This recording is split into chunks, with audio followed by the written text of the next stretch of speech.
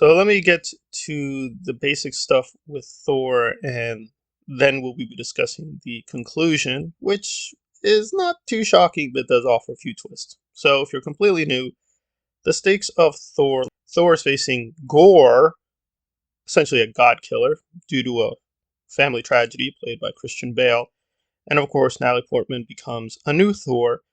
They are following at least certain plot points in the comics, but not really. Essentially, in the comics, Jane is sick, Jane is very sick, and the power of Thor sustains her. And now we're going to get to the conclusion where there are some twists with that basic story structure.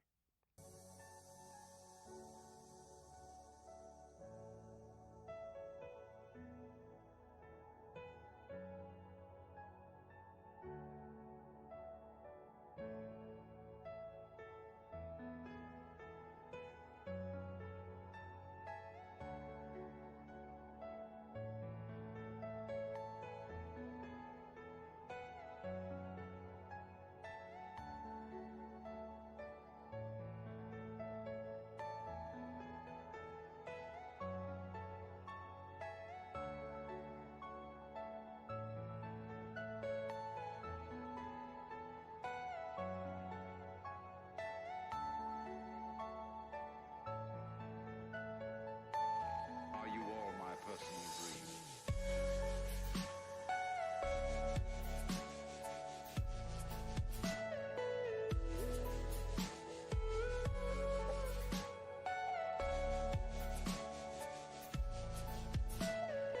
Everything you know is in your mind. So essentially, what seems to be happening is we thought Gorr was going to have revenge on the gods, and he pleads his case to eternity. That's that big black shape, and I'll talk about that in a second. But really, what Gorr wants is at least some of his family back. So essentially, a trade off is made. His daughter comes back, and he gives up his life. Jane gives up her life, so she is dead, and that seems to be confirmed because she's welcomed into Valhalla. Gorr's daughter is called Love. That's really what the title refers to, is Love, which is the Gorr daughter. That's all well and interesting. So what to say about this? Well, there's a lot.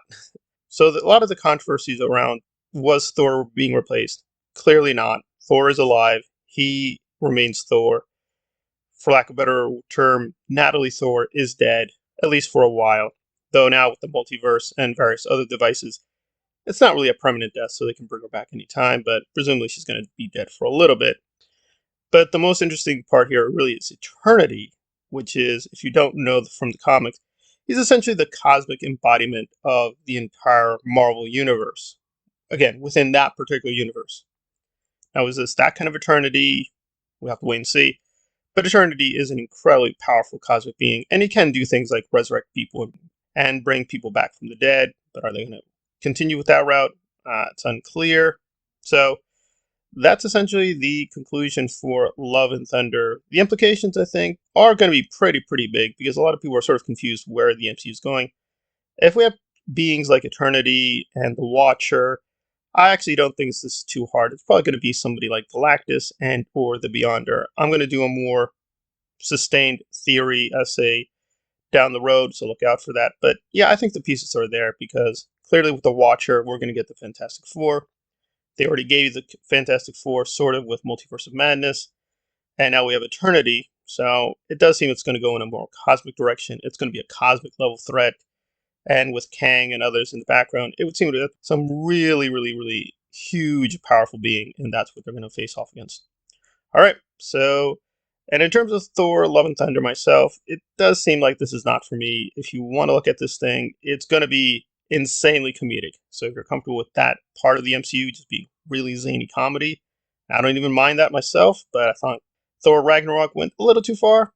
Then this will go further than that, and you'll enjoy it. But this probably isn't for me. But in terms of the implication for the MCU and perhaps the DCEU and a lot of other genre films, it'll be definitely interesting to watch.